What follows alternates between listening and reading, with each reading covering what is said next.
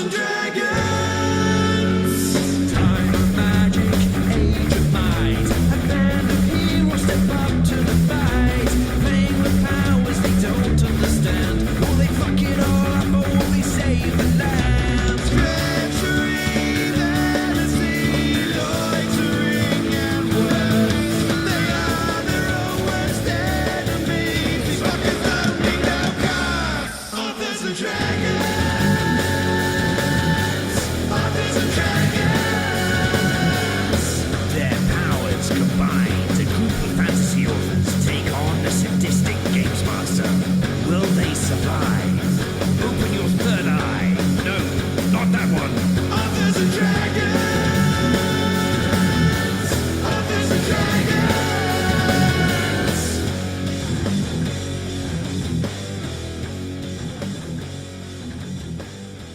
Hey everybody, I'm John Hartness, and I am playing the role of Fandingo the Fantastical, Dashing Bard. In real life, I'm the author of the newest volume of the Shingles series, Zombies Ate My Homework. And if you would like to know how to defend your middle school class from the zombie apocalypse using only things that can be found in a sex toy shop, you should go buy that shit. I write some other stuff too, but it involves far fewer butt plugs. Hi, my name is Rick Gualtieri, and I play Silas Kane, the very, very sad paladin of a god he cannot mention. In real life, I write several books, and I have several coming out, including a new Shingles next month, as well as finally the sequel to Devil Hunters. But I wanted to also give a shout out to our member who is not here tonight, Joseph Brassey. He recently released Dragon Road, the sequel to his adventure novel Skyfarer. I haven't picked up Dragon Road yet, but I've read Skyfarer, and it is just an awesome mix of sci-fi, adventure, fantasy. So it's definitely one to check out. If you've read it, pick up Dragon Road. If you haven't, then start with Skyfarer. Hello, friends. My name is Robert Bevan. I play the role of Klaus Richter, notorious ROG. In real life, I write the Caverns and Creatures series of comedy fantasy novels and short stories, starting with the first book, Critical Failures. And I have recently released the origin story of Klaus Richter, Klaus Encounters. Hi, you're right there. My name's Steve. How you doing? In real life, I write the Doomsayer Journey, soon to be re-released with Falstaff Books. But in this game, I am playing Brandon Fymaster, the sexually attractive monk. I'm Drew Hayes, and I thought Steve was going to say more after that. What more needs to be said than sexually attractive monk? I don't know. I just that felt is like you were on going my somewhere. business card, Drew. It's a good business card. I am the GM of this game. In real life, I write books such as NPCs, Fred the Vampire Accountant, and Superpowers, the final book of which, Year 4, is available now and available on audio in July 3rd. When last we left our adventuring party, they had sailed northwest because they did not care and we just rolled a die. And when we left off, they were sailing toward an island with a lot of lush greenery and huge sprawling foliage, some of which was shaking in the distance. And we were not talking to Edgar anymore, ever. I might. Yeah, you might. Me, not so much. A lot of us were actively avoiding Edgar. I was learning. I don't think I've even noticed the island. I'm staring that focusedly into the middle distance, pretending I don't see or hear Edgar and Klaus's conversation, that I haven't noticed the island. I'm still not convinced on the sea turtles. I still think squids are the way to go. Yeah, but do squids have their own T-shirt? Come on. In the meantime, it's been a relaxing voyage for all of you because Silas has been nowhere to be seen on deck. It has been nice. If a little boring, but not like in a bad way. Notice how nobody has said, "Where's Silas?" I wonder where Silas is. And they never would. Yeah, no, I don't think those words would ever cross any of our lips. Fendingo's going to walk up and talk to the captain. Hey, Captain. Rum? Rum. No. You have rum? I thought you had rum. That was why you were coming here. If I had rum, I wouldn't go anywhere near you. You would want my rum. You are a wise man. Wise man. What can you tell us about this island up ahead? It does not look as though they have places to purchase ale and liquor, and therefore it has failed to hold my attention. What do you know about Gaiuses? It's not really my place to judge the way people do. Oh, God, yeah, the compulsions. Yeah. Standard stuff, magic seal, you have to do what you have to do because you let someone put that upon you. Let is such a strong word. So, do you think enough people consider alcohol evil that if we turned the boat around and went looking for booze, that would count as searching for evil? If it were me, absolutely, but unfortunately the captain is, me, and I am not going to piss off the judge, because, let me tell you, if you think you got the best captain on the seas, you did not. Don't worry, I literally never thought that. That's good. It's a good thought to not have. All right, so, well, you have fun up here with your wheelie thing, and I'll just go hang out not near Clammy Hands Edgar. That captain just reminds me of every school bus driver ever. Just getting through. So yeah, Fendingo will go back to near where Brandon is not being near Klaus and Edgar. Yeah, it's the best place to be. Yeah. It's the only place to be. I see neither sea turtles nor squids. We're good. Edgar, what are your thoughts on hagfish? Fighters never managed to keep one around long enough to really properly examine them. Oh, dear God. Yeah. See, that was a mistake. You should have asked him about pufferfish. Flufferfish? Wait, what? Pufferfish? How would that even work? I didn't even know she had a fish. Oh, God. Brandon will inquire to the captain, is there some way we can make this boat go faster? I mean, we're kind of here. I mean, do you want to get off and go examine? Yes. Oh, yeah. I didn't even notice we were here. Yes, please. I'd like to do that. I'd like to not be on the boat with Clammy Hands Edgar. All right, Edgar. I'll see you in a bit. I'll look for some interesting fauna. It won't be as good as... See if you see any new turtles. New kinds of turtles. All right. I'll keep that in mind. Just add that to the mission log. Oh, I'm glad there's not enough weasels. Yeah. Say what you will about Clammy Hands Edgar. He's a man who sticks by what he wants. God help you all. You could say that. That is a thing you could say about him, yes. If we wanted to say things about him, yes. All right, so let's get off the boat. Okay. Our new mission to explore civilizations and find a new type of turtle for Edgar to fuck. It sounds so cheap when you say it like that. Yeah, there's no expensive way of saying that. You just got to go with it. Yep. Does anybody care that Silas isn't around? Should we inform him that we're leaving? No. Nah. Well, here's the thing. As the boat docks, and since like when a boat docks, the movement is kind of obvious that it stops moving. Oh, it's not docking. Okay, so now that you guys are actually paying attention to the island, I'll give you a little more. There is no formal dock. They're just going to throw down anchor, loan you a rowboat, and let you go check shit out. Oh, we totally need Silas then. Well, Regardless, when anchor gets dropped, I think it's pretty obvious on a boat like this.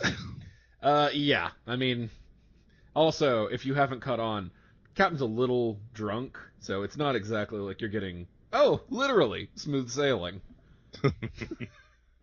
Just handbrake turned into a coastal reef.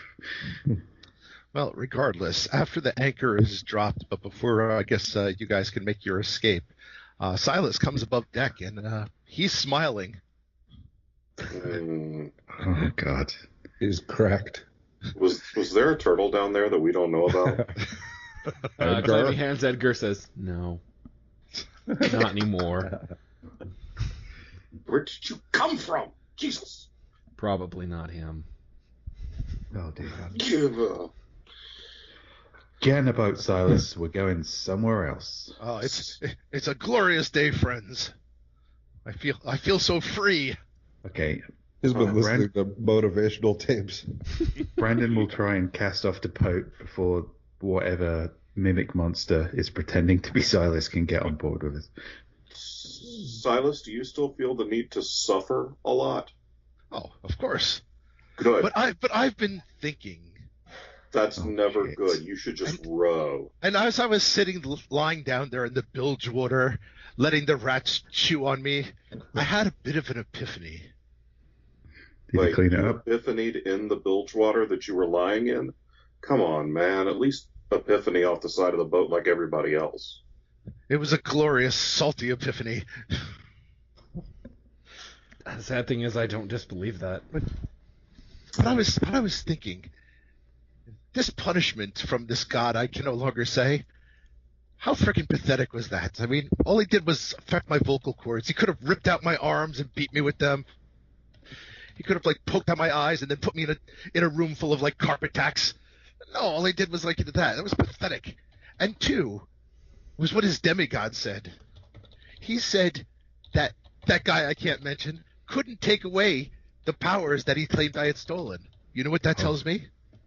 That tells me I've been wrong all this time. And there's another god out there that's stronger that I have to find and follow. Oh, sweet Jesus fuck. So who do you guys all worship? Just out of curiosity. Oh, me. Well, it's not some. I mean, I would just say I worship myself, but that is to become one with the universe, which is the only perfect entity as it is and must be. So you're a perfect entity. Well, yeah, I think so, but I've yet to. Then I am now a paladin of Brandon Thighmaster. Well, this is a development I did not see coming and did not want to happen in the slightest. Let me rephrase that. I believe I'm a perfect entity, clearly. I mean, but I've yet to expand into universal consciousness as I've been told should happen when somebody is perfect. So spiritually, I'm guessing I'm maybe like a nymph of a percent away from perfection. So maybe worship Klaus. No. Oh, God. Maybe no. Okay, so forget you, loser. Let's get to this island because maybe there's a worshiper there. I can convert to my side. Or convert to their side? Is Whatever. anybody else? I worship the great god Grafenberg, so... Wait. Didn't you worship the god whose name I no longer could speak? No, I just did that so you'd give me your cash. So this great god Grafenberg, what's he like? He nestles in a very warm, lovely, loving place. But his location is sometimes difficult to find. Some people have even called it mythical. You can quest for the spot of Grafenberg your entire life and maybe not find it.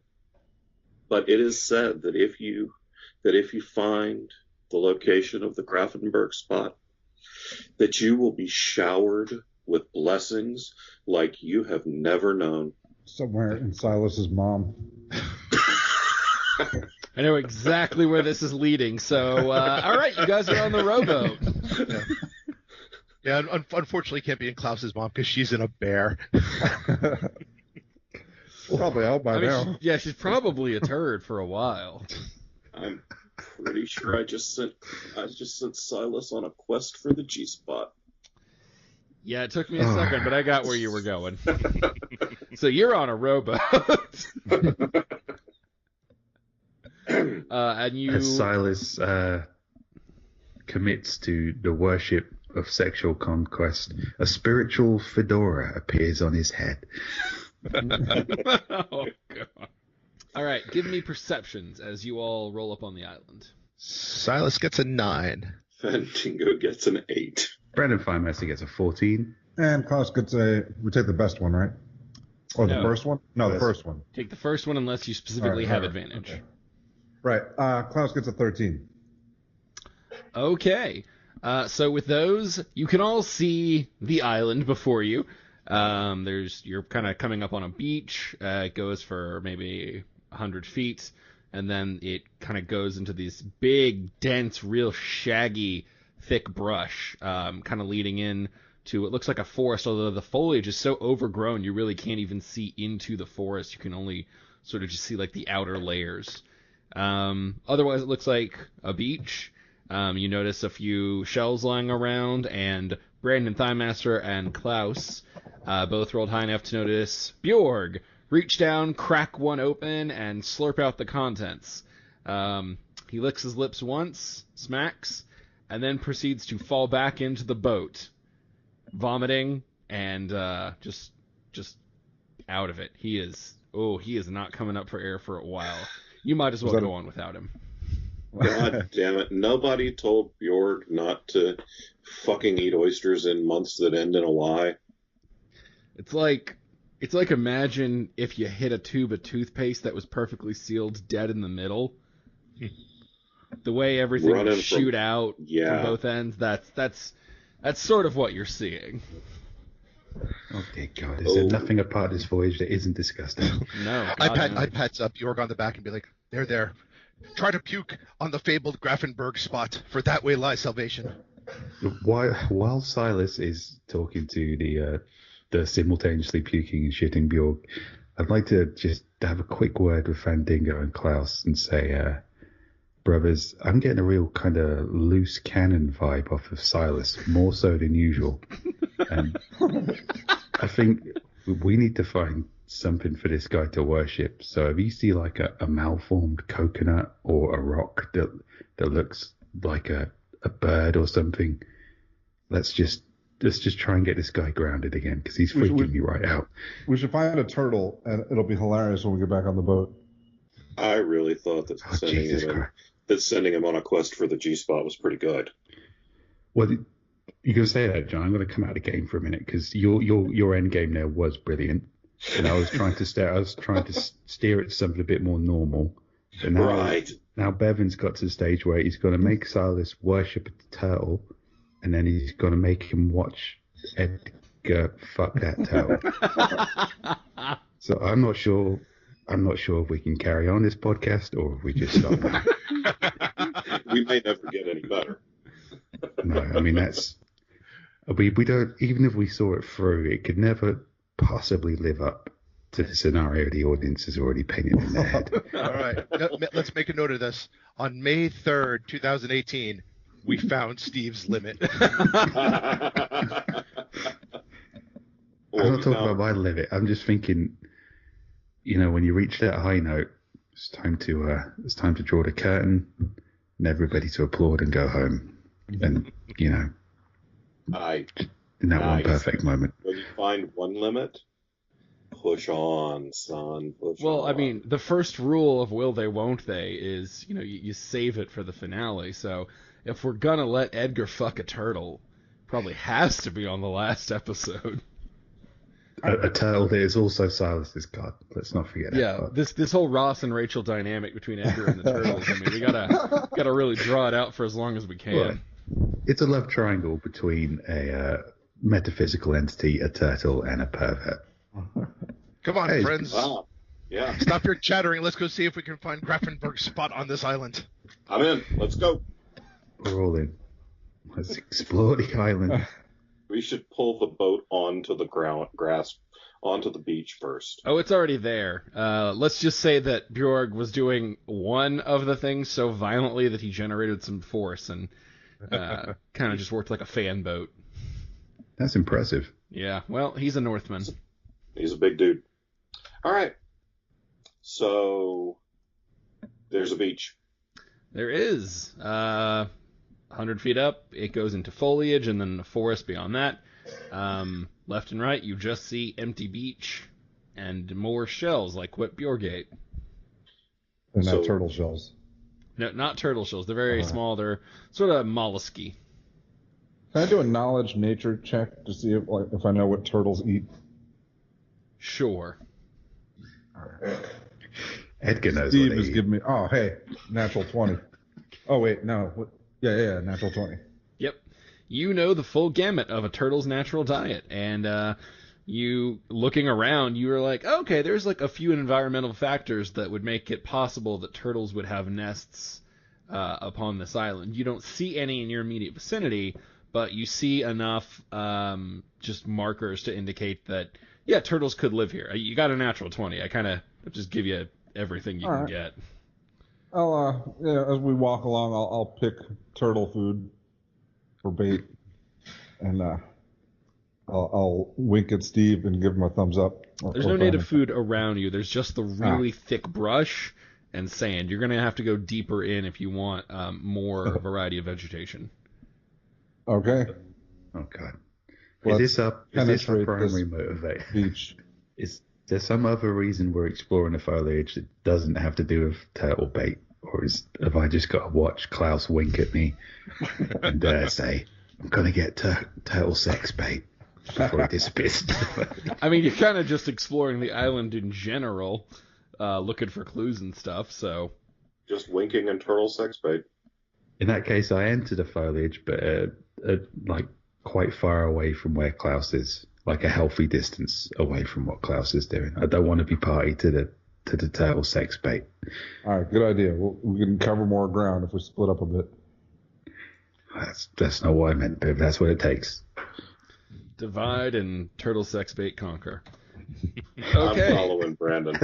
As the old saying goes. You all walk in. Give me another round of perception checks. And this time, give yourselves advantage, because it's going to be real fucking hard to miss this. It's just a giant turtle with a massive boner. Klaus will do his best. He gets a 6. Silas gets a 12.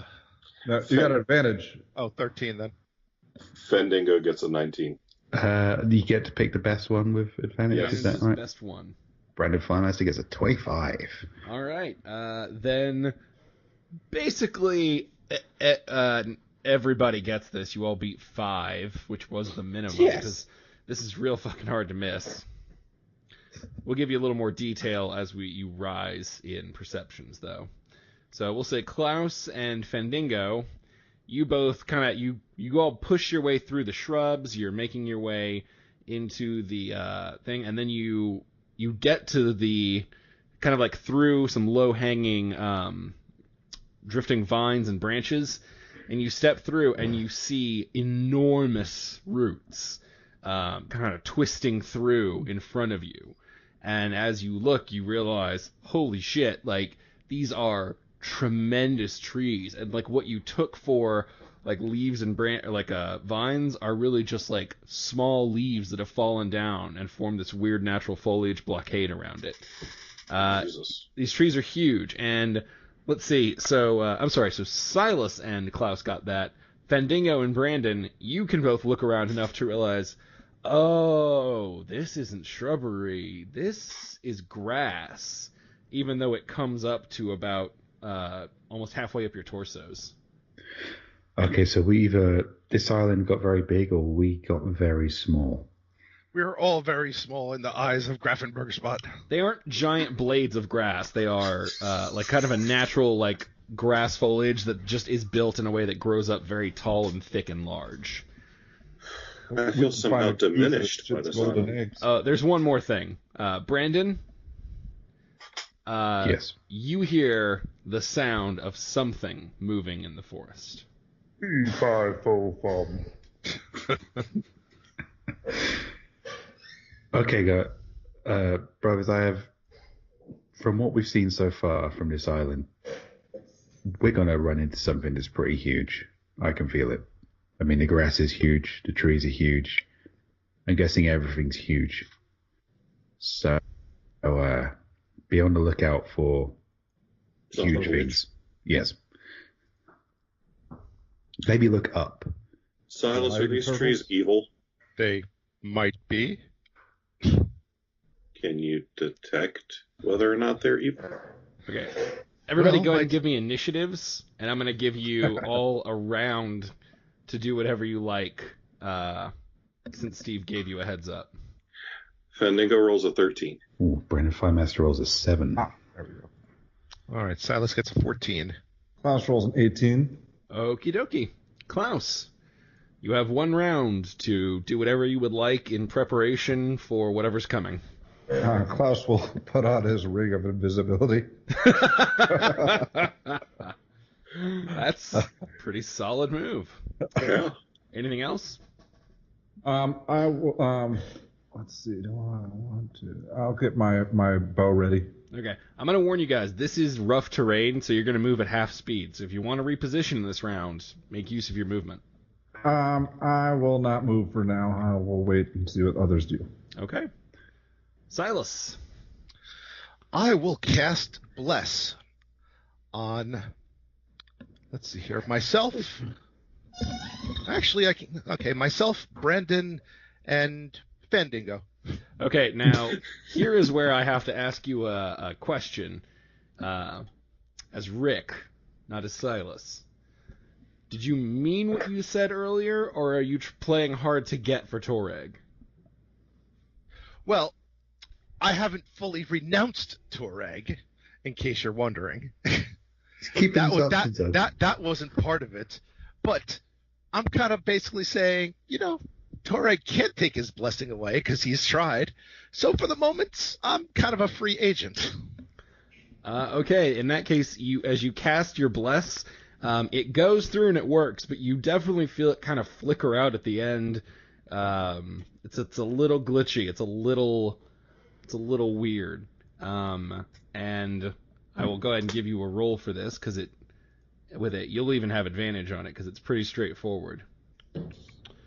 Give me a religion with advantage. Religion with advantage. 8. Well, you beat the 5, and this isn't a hard one. Paladins are partially powered by their faith and their connection to their god. If your faith in Toreg has begun to wane, then the power granted to you is also going to wane. Your faith is very key to what you do.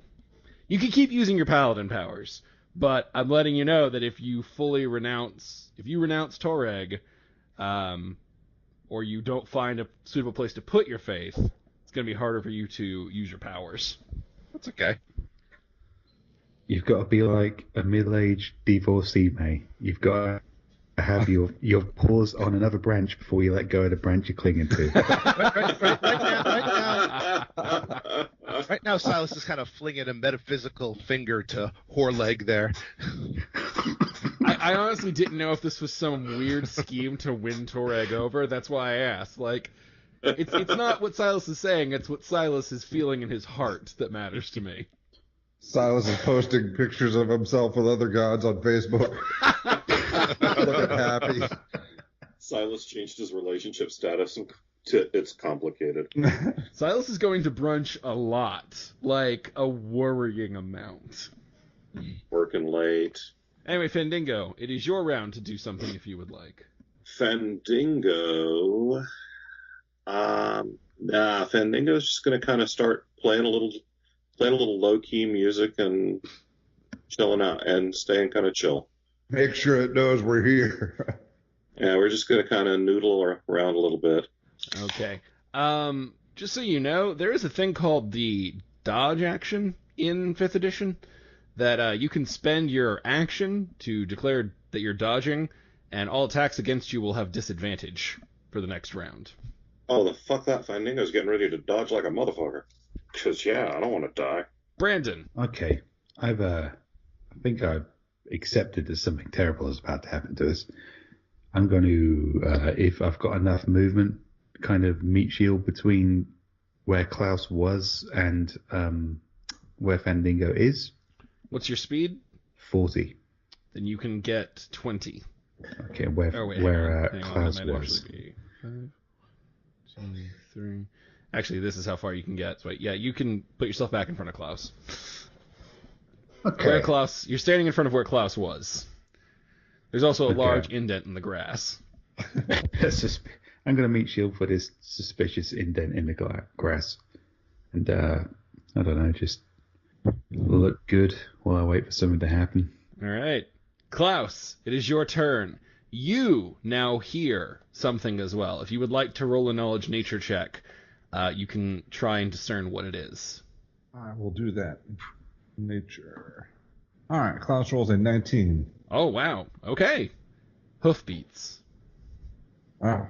But like really big ones or just normal hoofbeats? Well, they sound loud as shit. Like multiple? I mean, Oh, not like yeah. one hoofed horse, but Definitely multiple. all right. Sounds like hooved animals coming our way. Definitely not turtles. Do I Unless hear they're that? turtles on horses. Do I hear that behind me? Definitely not turtles. Is it? Yeah, you hear definitely not turtles. Oh, that's We should reassuring. we should prepare to kill them because every time we've met horses in the past, it hasn't ended well. I have he's right. It's not necessarily been the horse's fault in all of those circumstances. So. Better safe than sorry. Agreed. We've Yes, literally never behaved according to that maxim. Let's get ready to murder some horses, guys. Now, you've definitely behaved according to that maxim. Yeah. No, that one's good. Yeah.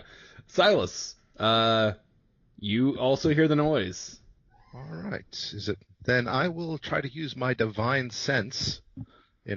Continuing to thumb my nose. And see if I sense if this isn't quite the same as detect evil, but it's pretty close. Basically, if there's any celestials, fiends, or undead. No, you open up your divine sense. You hear what kind of sounds like a sad song coming from your own heart, which is weird, but none of the normal things. This is at this point, Silas using his paladin powers is like coming home with flowers for no reason.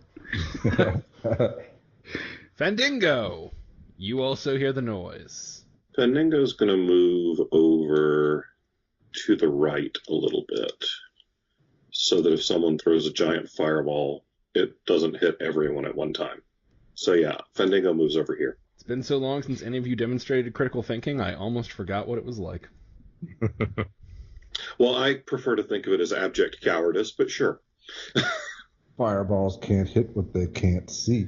All right. No, Well, I can test that anytime you like.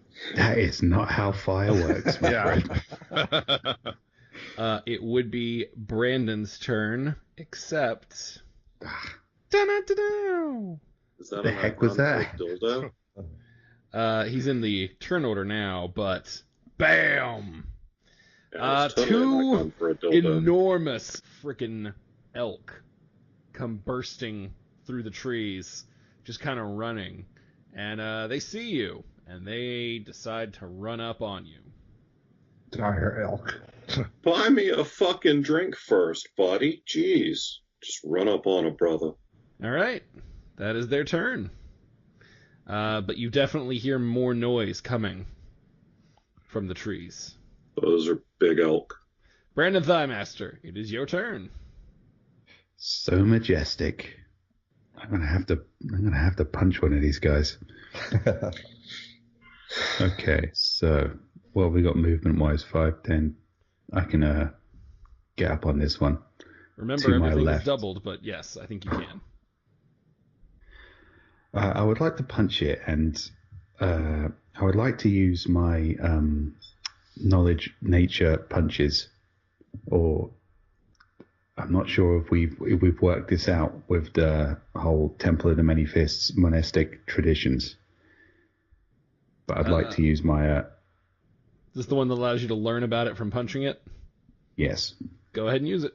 Okay, so I'm allowed to clock this sucker with a unarmed strike. And if the unarmed strike is at all successful, holy shit, natural 20 on the unarmed strike. You did it. Oh, Okay. Jesus. Go ahead and click on the words unarmed strike on your roll.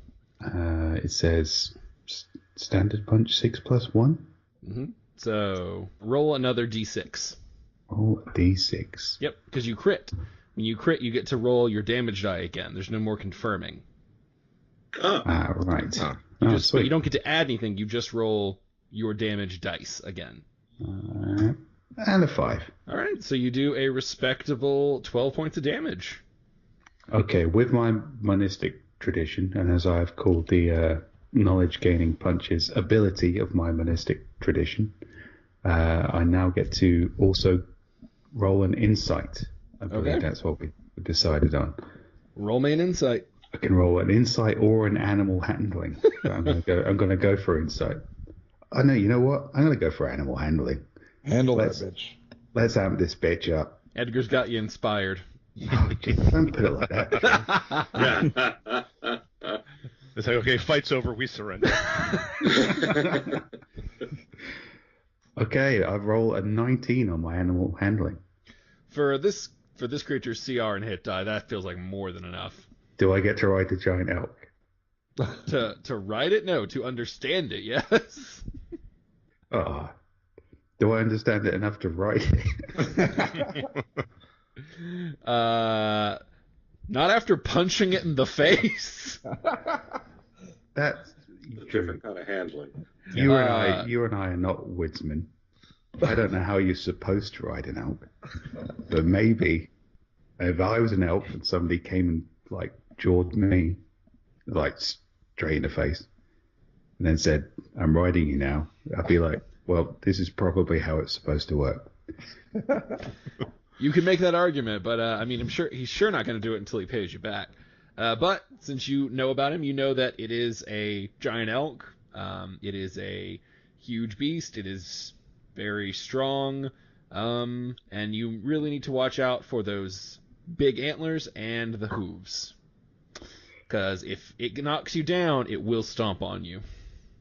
Okay, I relay the information I have gleaned from punching this animal in the face to the other guys. Say, guys, these giant elk are not playing ball. And, that seems really obvious. They ran out. They ran towards you. You jumped forward and punched one in the face. Well, that's how we understand the world around us, by violent interaction. Klaus, it is your turn. You are invisible. Let's see. You said this grass is really high? Yes. That's why it's double move. Yeah, okay, so I can probably shoot and run and hide.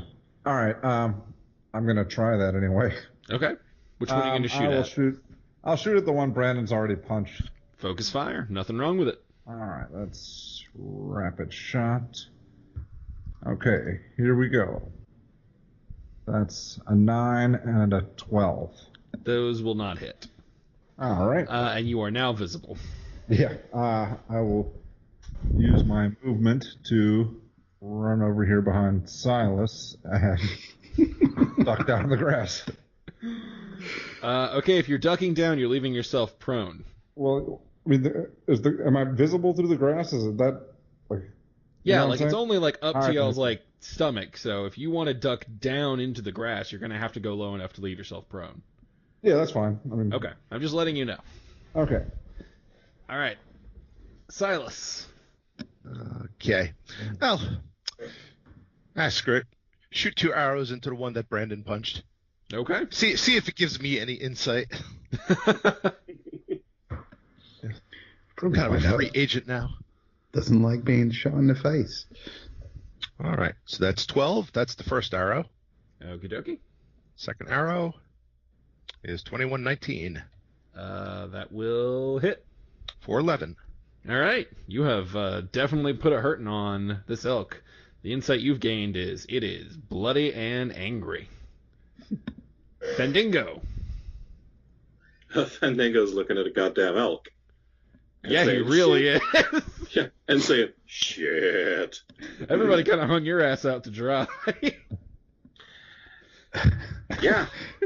Well, no, that was entirely his own decision. He ran off in that direction. I was taking point Specifically to be by himself. Fair. I can cast a spell and then run like fuck, right? Yep. Action and then move. All right. When Fandango awoke from his vision quest, he felt new and strange magical abilities upon him. And he thinks that this is a prime fucking time to try that shit out. Fandango casts a fireball on the elk's head. Okay, a DC 15 dexterity save. Well, let me see what the elk's dex is. That's actually better than I thought it would be. All right, this plus 3. Natural 1. He has taken all 19 of that damage. So Fandango sets the elk on fire, because that's what we do. We burn our enemies. I just forgot to kill it first.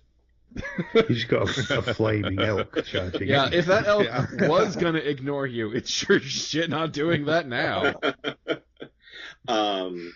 And I can move 15 feet. Yep. So I'm sure as shit going to do that. So, yeah. Fandango's going to take his 15 and move as far away from the goddamn elk as he can.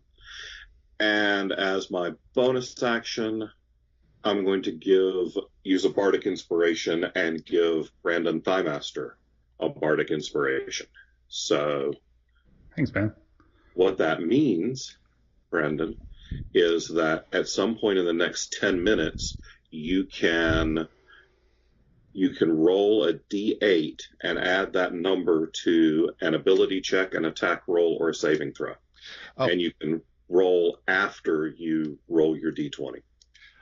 It doesn't matter because you guys didn't miss, but since I blessed you, John and Steve, all of your attacks and saving throws for the next minute, you add an additional D4 to them. Oh, nice. Thank you. All right. Cool. So, And me yeah. too. So, yeah, Brandon, if you miss, you can re-roll with a d8. Well, no, you can add a d8 to your roll. It might be a little bit too late to ask, but do any of you guys have anything that stops me getting gored by a giant elk? Like, specifically. I left that salve at Gunther's. Sorry, dude. Because I feel like I understand this elk now, and I understand he's really angry. You know, next time Silas asks you if you're perfect, just say yes. And with that, it is time for the elks to go. But first off, as the noise continues, oh no, more elk have burst through. Who could have foreseen such an outcome?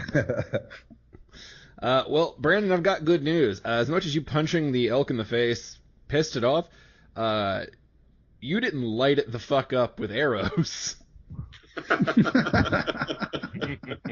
And it is a fairly smart creature. Smart enough to know that fuck you, arrow guy.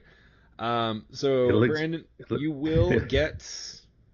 Oh no, he's never leaving your attack space. He just runs up on Silas.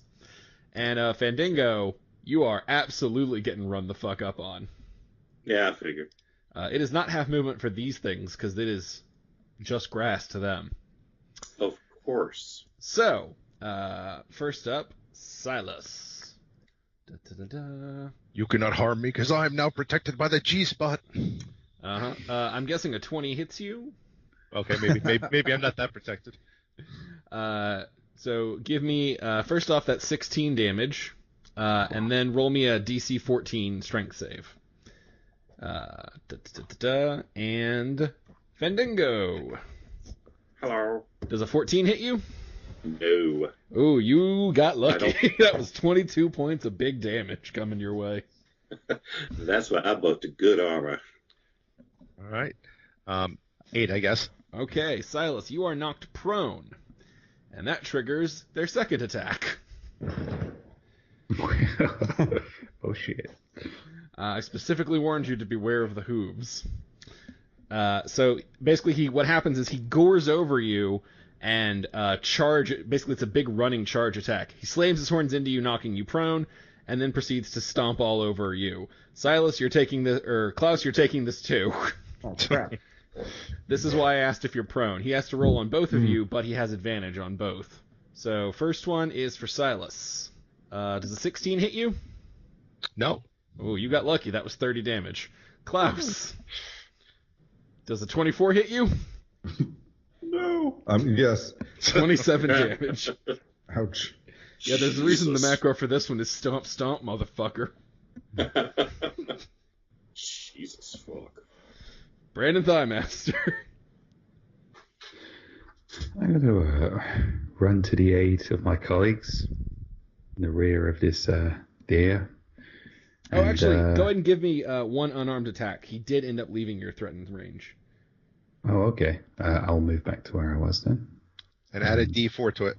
Okay. Unarmed attack. Well, 26. That'll hit. And for damage, 10. Nice.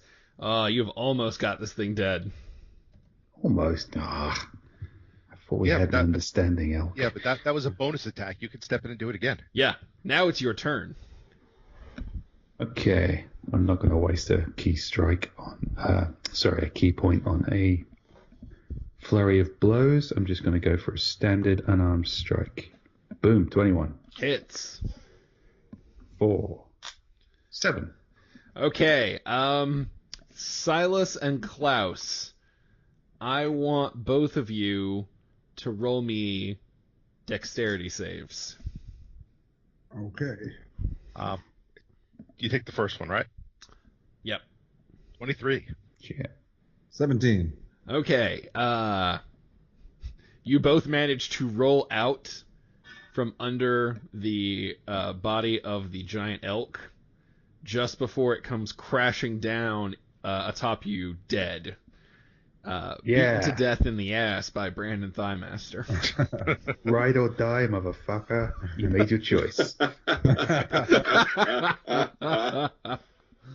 And just in time, Klaus, it is your turn. Okay. A lot of elk coming my way. All right, they still got a round or two.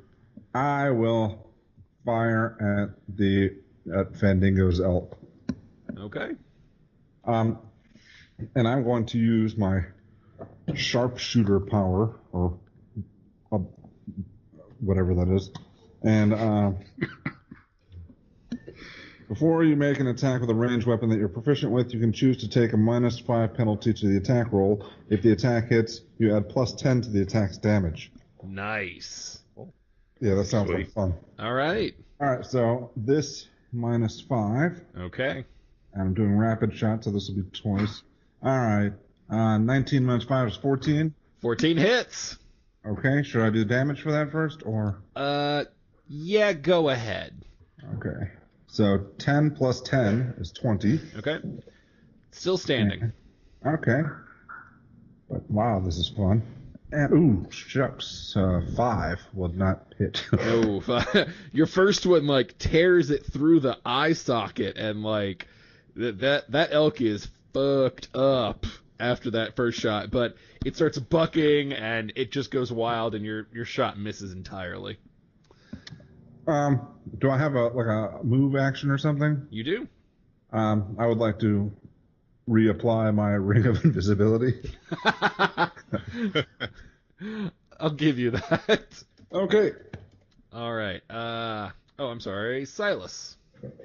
I will try to finish what Klaus started. All right. So your bomb. So 2 arrows coming to this elk that's stomping on. So is 17 enough? 17 hits. So that's 8 points. All right. It is dead.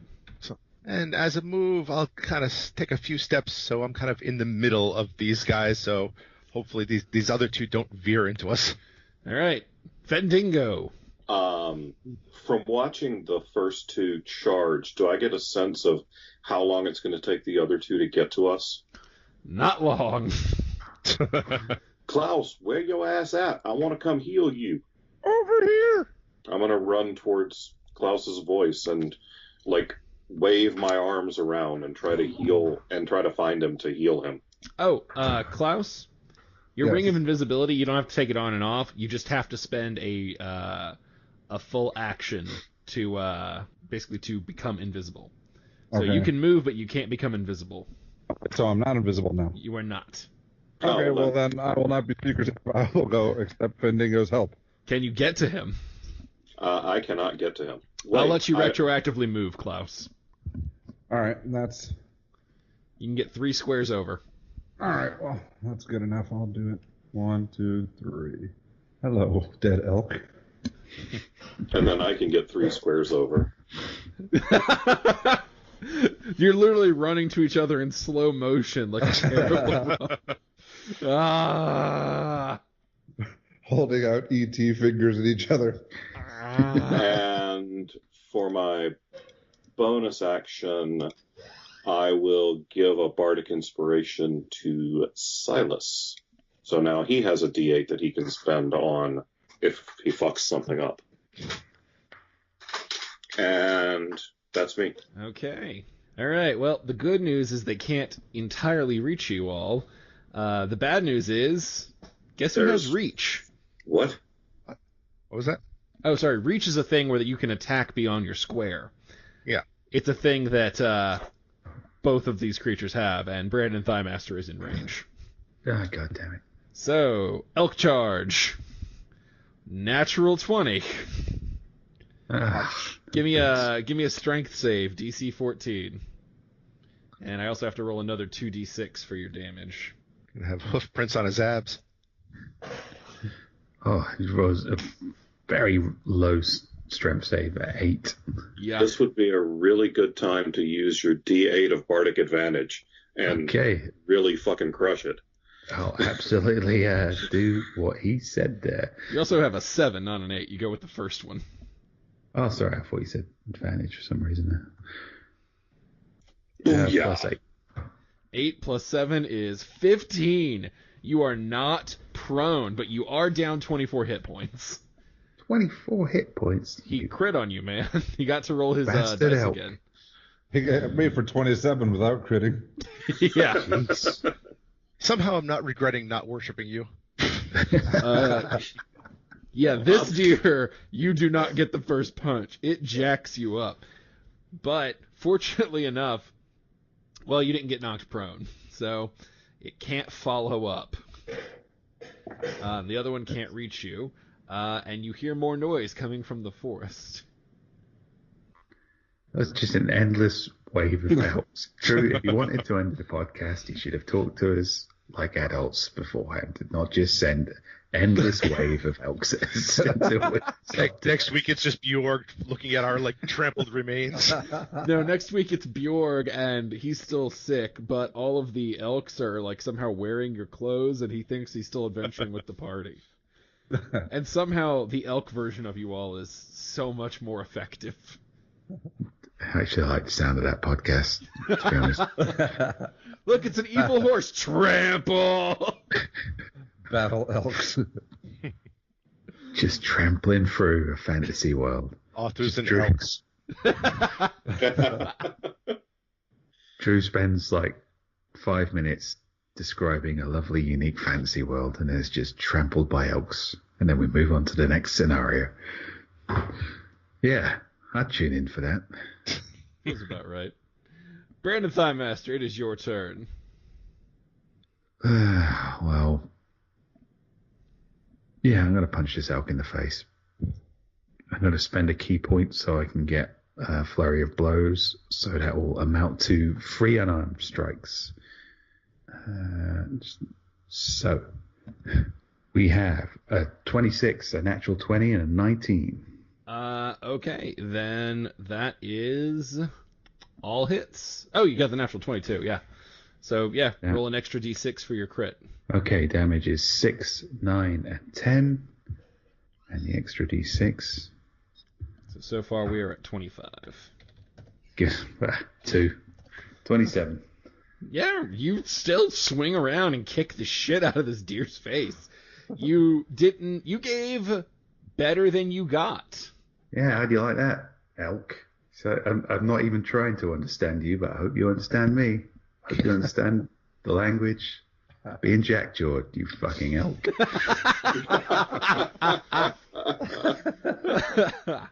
Klaus. All right. Klaus will cozy on up to Fandingo here and shoot some elk. All right. Same thing I did before. I'm going to take a -5 on the attack. And Are you going for the Brandon Thighmaster elk or the as of yet untouched elk? the Brandon Thighmaster elk. The Thighmaster elk. I gotcha. Okay, here it goes. All right. 21. Hits. And I'm just going to roll the other one. Go for it. 11. Does not hit. All right, make it count, 21. All right, 7 plus 10 is 17. 17 is just enough to kill this one. Sweet. You, Klaus is so much more effective now. as Brandon is just beating the shit out of it like it owes him money, 2 crossbow bolts come in, or a crossbow bolt comes in and just catches it in the throat after a tremendous uppercut in a combo move that leaves the elk fucking dead. Brandon slow motion turns around, and you know, like in anime where they land in front of the camera and their enemy falls behind them, and then they have like a little moment of clarity. Brandon thinks, elks don't even carry money. You know what? I think it would be better if you turn towards Klaus and, like in Power Rangers, the elk falls and explodes. Michael Bay presents Authors and Dragons. Yeah, I like that one. I'd just like to retroactively say that before Brandon Firemaster made that attack, he took his sunglasses off. And as the elk was exploding, he put his sunglasses back on. I think that's fair. Yeah. Yeah, I think that's what the people want. All right, Silas. What you said is an action we could call a round like a dodging round or something. Yes, you can. Okay. So is that a full round action or is that just an action? So there's no more full round actions. You just have a bonus action, an action, and a move action. Your action is how you fight, how you do all your main stuff, but your move is now distinct from it. So no matter what, you can always do your move, but if you want to declare dodge, that takes your action. Okay. So then I will move over here, hopefully out of the way of this thing, because I'm hoping if it's just running in fear and we don't attack it, it'll just keep running. But then I will declare this a dodge thing. Okay. Attacks against you now come at disadvantage for the next round. Fandingo. So the Silas that was standing between me and the elk just got out of the way. Yeah, he fucked right off. God damn it. The graphical spot isn't over there, Silas. I'm taking inspiration for how you fight, Fandingo. I don't fight. Exactly. Fuck. You kind of walked into that one. Yep. Fandingo's going to move 10 feet to be on the other side of Klaus. And then I'm going to cast... Just let it pass. Then I'm going to cast Cure Wounds on Klaus, and I'm going to cast it using a level 2 spell slot. So we'll heal Klaus for 10 hit points. If you are hiding behind Klaus, you have reached a new low. Previously only ever reached by Klaus. I don't know. I'm pretty sure I talked you out of a hole so I could hide in a hole once. Oh, that's right. Thanks for reminding me. Con Carolinas is coming up. You see what kind of stupid we get up to at our live podcast. That's a good plug, man. Fandingo, roll another d8. Okay. If you're using a second level slot, you get 2d8. I think that was cast. It automatically casts at a higher level. I'm looking at the roll. It was a 1d8 plus 4. Oh, sweet. All right, so heals Klaus for 16. Okay, I'll take it. Thank you. He's probably going to need it. All right. Oh. Uh-oh. Yeah, they're smart enough to know when they're being attacked. And he just watched you kill one of his buddies that he was running with. Clever girl. Yeah. As much as Klaus technically got the killing blow, Brandon Thighmaster was the one visibly beating the shit out of that elk. Oh, I still have a bonus action, right? As far as I know. Okay, I'm going to give Brandon another bardic inspiration because he used the last one. That's probably a good move. Brandon Thighmaster. The 19 hit you? sees the giant elk charging to Brandon Thighmaster. Just gives him a thumbs up. Brandon returns a thumbs up. You got this, buddy. Yeah, No a 19 does hit me. All right, well, that will be 18 damage, and I need a strength save. Oh, man. Remember, you can also add +4 to the strength save. Or 1d4. I will absolutely be doing that. Because I got a natural one on my strength save. Well, You might want to save those, because you can't come back from a natural one. No, yeah. Okay. So you are prone. I exchange a thumbs up to Fandango, and then just get blasted the fuck across the field by a giant. I like to imagine Brandon's like constantly like thumbs upping, I got this, and while he's looking at Fandango, the just smash gets hit. Well, anyway, I'm down to 0 hit points, so that's me. That's great. So hoof time. Oh no. Jesus fuck. With advantage. What more advantage does he need? That's quite a bit of advantage. I am unconscious. Yeah, well, 21, I'm guessing hits you. And, yeah, so there's a different way we do these. You don't have to guess the 10 and roll. They're called death saving throws. So when it comes to your turn again, you'll have to roll a death save. It's on your character sheet, right by hit die. Speaking of, Brandon Thighmaster, it's your turn. Right by hit die. All right, hit die. Okay. I don't like the sounds of this. Death save. At all. Okay, I hit the death save. Got a 10. Add a d4. Add a d4. Hang on. I don't know if that works for death saves. Can you be inspired if you're mostly dead? Don't sweat it. I got this. You're not going to die from this. Actually, it just says whenever the target makes an attack or saving throw before the spell ends. Yeah, but death saving throws are kind of their own thing. Hang on. That's why I'm trying to... Okay. I'm looking up the rules for death saving throws to see if they can. Also, I need to know what he's aiming for. Okay, you succeeded on the 10 anyway. Oh, that's good to know. So neither of those mean anything, but if you get 3 in a row, you become stable. If you get 3 failures, or if you get 3 successes total, you become stable. If you get 3 failures total, you die. I will mark that as a success. You should. All right. I'll take my wins when I can get them. Klaus. All right. Let's see. Am I able to back up even though it's off the map? Yeah.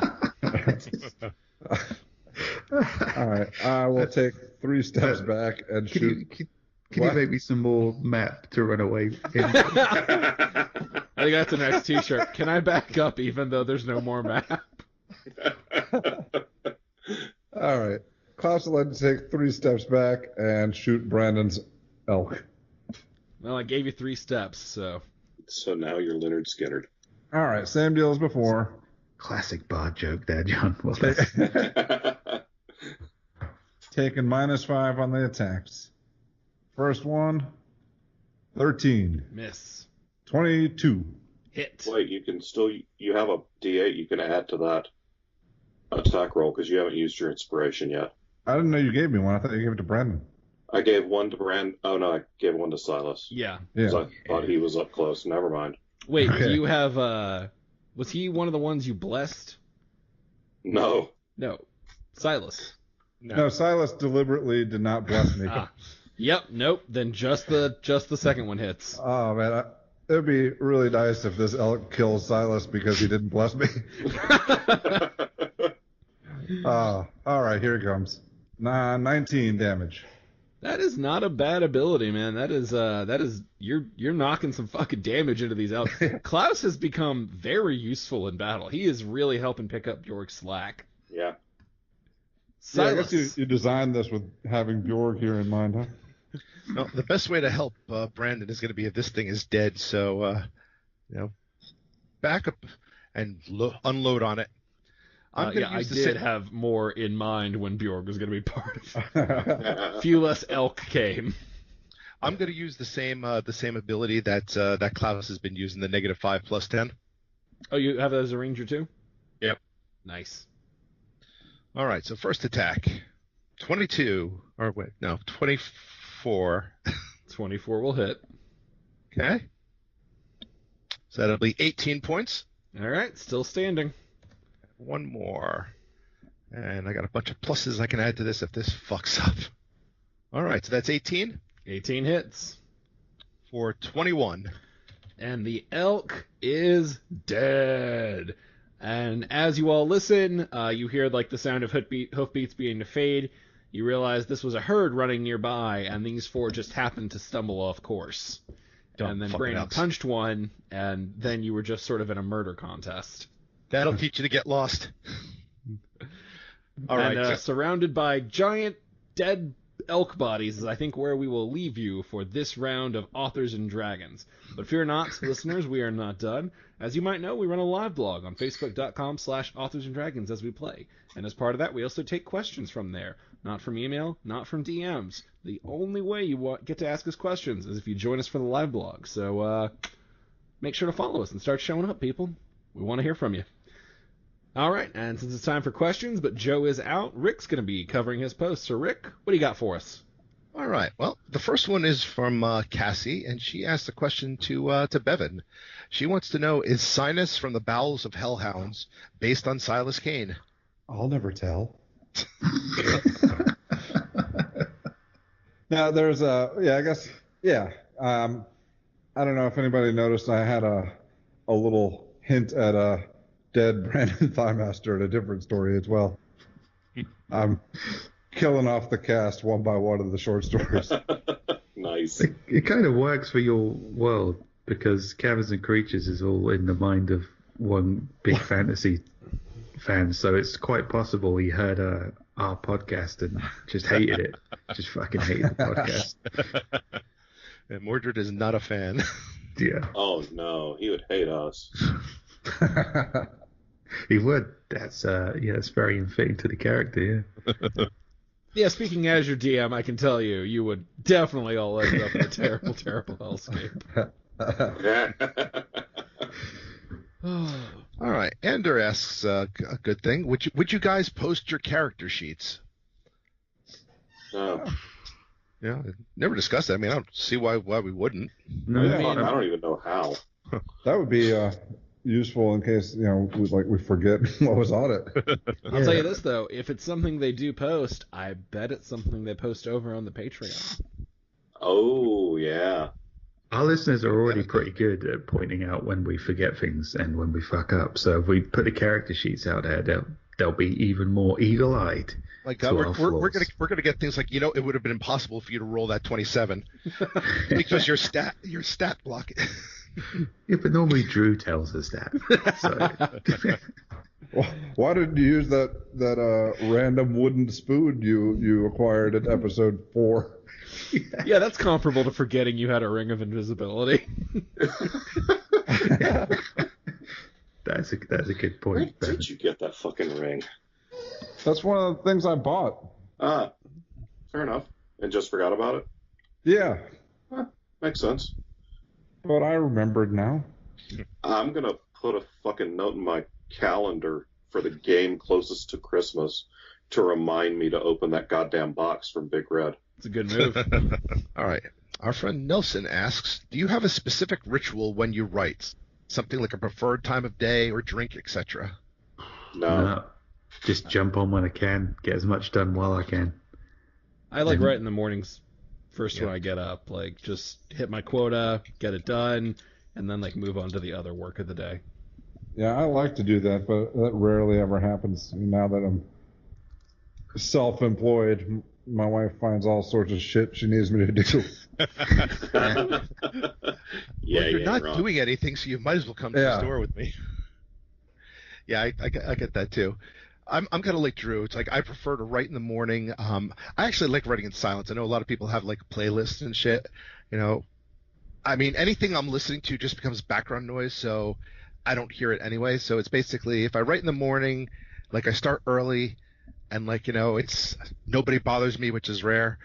Those are usually my best hours. I like to get up, answer emails and stuff, and then I try to get half my word count for the day done before lunch, and then take lunch and watch TV with the wife for a little bit, and then come back and knock out the other half. I'm the same with Rick with no background distractions, which is quite hard because I don't have a study or anything, and my family are all watching TV, and my cat's a dick. But so yeah, I normally have my headphones on, but I'm not actually listening to anything. I do that at work as well. People in my office job, they assume I'm listening to something. I'm not. I just don't want to hear them. One for Drew from Justin. Drew, do you plan on doing a backstory style book like the other guys have been doing? If so, who would you write? I think we get this like every quarter.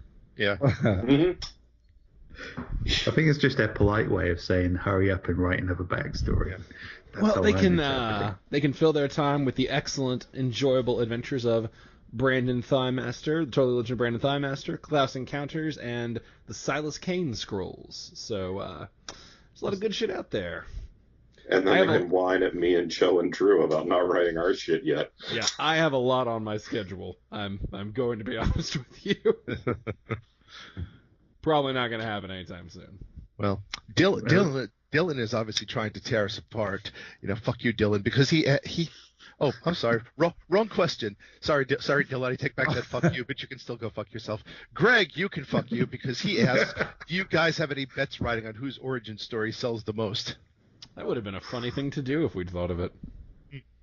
Yeah, that's given us way too much credit for planning shit. Because I wasn't even planning on writing a Fendingo story until all these other assholes started writing theirs. And I was like, well, shit, there's money to be made. Fuck it, I'm in. I will say, the Brandon Thighmaster story, Steve definitely set a high bar with these. Yeah, Greg, you're making the dangerous assumption that we planned something out in advance. We didn't. We just Rick basically told me I should write a Brandon Thighmaster story. I eventually kind of did that, and then people bought it. We were all surprised, and then we thought we should do already. So that's how we stumbled into that one. Kind of like how we've stumbled into everything. Pretty much, yeah. All right, here's one that's a little off the rails. Will asks, for everyone, what is your favorite car or motorized vehicle that you have personally owned? And what is your dream car? Oh, I'm not a car guy. The roads in my town are in such shit condition. I guess my dream car would be some kind of hovercraft. Maybe a helicopter. My dad flew a helicopter. Did I ever tell you that, guys? No. Yeah, That's probably way cooler than us talking about cars, so... Yeah, he crashed it. Did he live? Oh, yeah, he's alive. All right, then fucking awesome. Yeah. Let's see, like an old man or a drug dealer. I have a slight affinity for Cadillac because I got to drive one as a rental car for a little while, and it was the first time I'd ever sat in a sedan and been like, wait, I fit. I fit. There's enough leg room. I'm comfortable. What the fuck is this? And I really liked that. So, yeah, I tend to... If I had a favorite car brand, that would probably be it. I have the nicest memories of that. I mean, the truck I have now is my favorite truck, my favorite vehicle that I've owned. I like my truck. It's a 10-year-old beat to shit Silverado, but like Drew said, I fit in it, and it hauls a bunch of shit. I love my truck, so I guess my dream car would be a truck that fits my tall, fat ass and uses less gas. Yeah, I mean, of the vehicles I've owned, I think my current one, which is a GMC Canyon, is my favorite because it's a mid-sized truck, so it can haul a decent amount. I fit in it well, and around town is so, but on the highway it gets ridiculous mileage. I mean, I can literally drive down the Carolinas without gassing up, which is just great. But if we're talking dream cars, fuck that noise. I mean, a Canyon is nice, but it's like 35,000. Give me like a $2 million Bugatti Chiron, and maybe I'll trade that in for like some J.K. Rowling snorting money. I don't even know what those words mean, Rick. I'm so not a car guy. I guess my favorite car I ever owned was my Kia Pride in Korea, which I don't know what the equivalent is called here. It's just some little Kia hatchback, but it was a lot of fun to drive. I bought it new. Finally got it paid for. Then like a month later, we moved to America, and I gave it to my brother-in-law. But my dream car, not too dreamy. I'm a Mazda Miata kind of guy. Actually, now that I think if I could about fit it, in one, I've never tried. just hack the roof off, drive it around like Donkey Kong. That's what I'm you more do. worried about my legs. I mean, it's a convertible. But if you do the Donkey Kong option, you can just put your knees up by your ears, just throw bananas at fellow drivers. It's fine. It's the ultimate solution for any That'd be tall kinda man great. in a small car. It's I driving used a to- Mario Kart. Yeah. I used to be a freelance delivery driver, and I had to work by myself because they didn't pay very much for it. And I had something called a Vauxhall Movano, which was kind of like one of those rape vans you see, and you can fit a lot in it. Like, obviously, I wasn't transporting anything nefarious. Children. Just corpses. It wasn't filled with corpses or children. I had to deliver kitchens. I had to deliver like tons of paving slabs. But the thing handled like a very kind of quick, small car. So you'd barrel down the motorway, and you'd think, if anything goes even remotely wrong here, I am going to be pummeled to death by a ton of paving slabs. But it never did. I used to drive that thing like the Dukes of Hazzard. It was great. Note to self: don't let Steve drive to Taco Bell at Con Carolinas. You won't be saying that if you want a kitchen delivered, buddy. Well, if you're going to bring a kitchen over, I'm in. I will handbrake turn that shit straight through your window. You are going to have the most creative display at Con Carolinas. I'll say that. No one else is going to have a working kitchen. Or a van smashed through their wall. Yeah. You should paint a big Kool-Aid man on the front. Oh, yeah. Call a paramedic. And the Death Star on the back. Because that's what you paint on big vans, on the side of big vans, isn't it? It depends how many children you want to fit into them.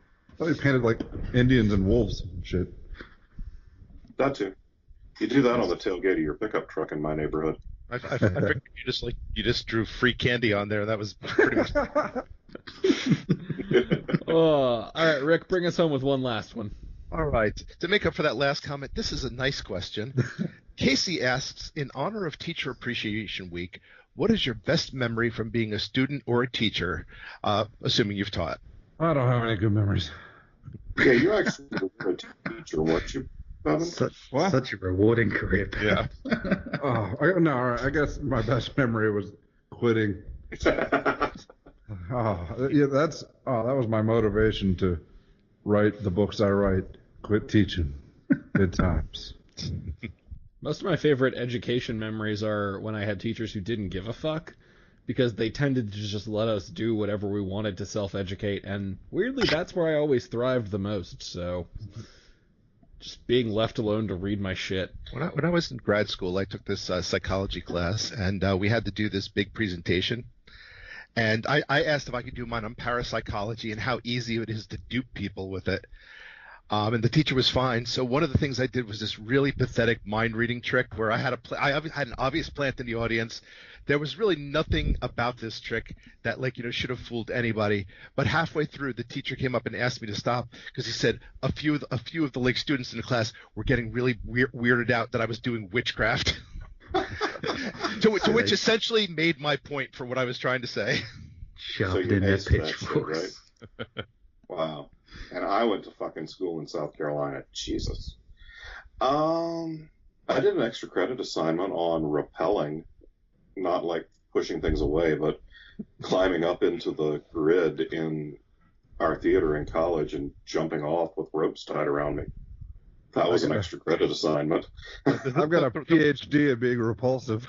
Yeah, it's like the ropes were on my neck, you know. I think my favourite part about teachers is growing up and realising which ones were just kind of like people doing a job and who actually cared about, and which ones were actually fucking psychopaths. Because I think it is a profession that just draws fucking psychopaths, or just people who don't like children. And you know, like when you get people in customer service jobs, and it's like, you clearly don't like your job, why don't you find another job? You get a lot of teachers like that, but they never have to find another job. They just stick around for the rest of their lives hating children. So my favourite part is realising many years later, oh, hang on, no, I wasn't terrible. You were just a dick.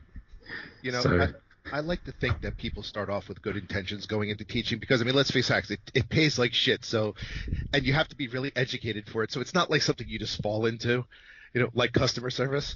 But at the same time, I think it's those miserable kids, and then the combination of getting tenure, which just turns them into, like, you know, not giving a fuck.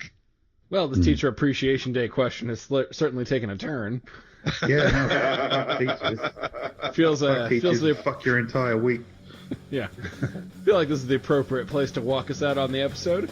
We'll be back in 2 weeks with another episode of Authors and Dragons. See you next time. Bye. Fucking teachers.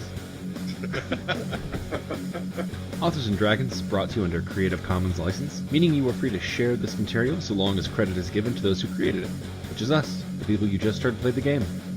Opening and closing themes performed by the Gore Core 4. Authors and Dragons! Authors and Dragons!